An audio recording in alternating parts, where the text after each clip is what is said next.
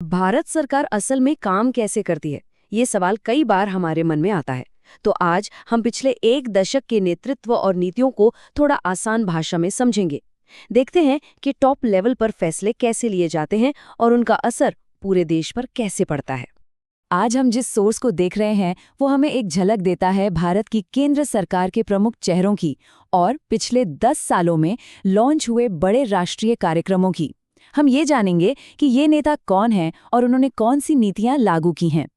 तो हम शुरुआत करेंगे लीडरशिप के स्ट्रक्चर को समझने से, फिर जानेंगे प्रमुख मंत्रियों और उनकी भूमिकाओं के बारे में। उसके बाद पिछले दशक की बड़ी योजनाओं पर नजर डालेंगे और फिर इन सब को जोड़कर सरकार की पूरे ब्लूप्रिंट को समझने की कोशिश करेंगे।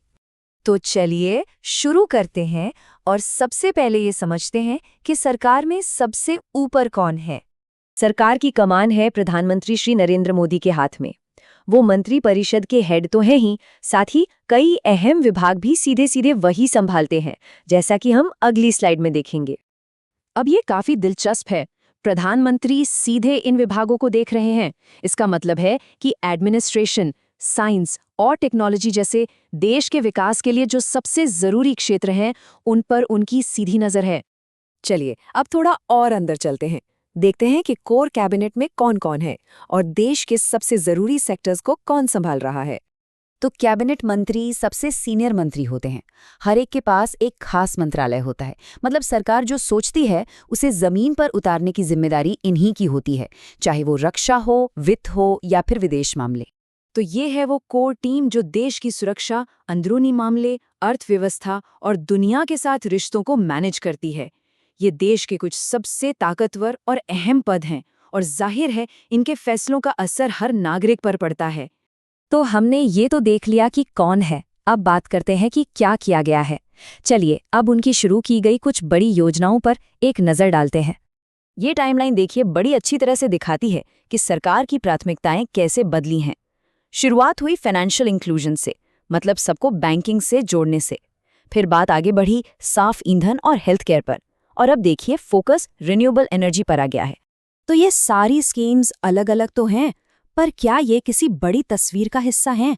चलिए अब यही समझने की कोशिश करते हैं कि ये सब मिलकर एक बड़ी स्ट्रैटेजी कैसे बनाती हैं। अगर हम इन सारी योजनाओं को कुछ ग्रुप्स में बांट दें तो हमें सरकार के असल फोकस एरिया का पता चल जाता है।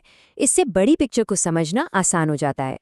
तो एक बड़ा फोकस रहा है सामाजिक और नागरिक कल्याण पर। आप देखिए, स्वच्छता, बेटियों को सशक्त बनाना, हर घर तक नल से पानी पहुंचाना और साफ ईंधन देना, इन सभी कार्यक्रमों का मकसद करोड़ों लोगों की जिंदगी को बेहतर बनाना रहा है।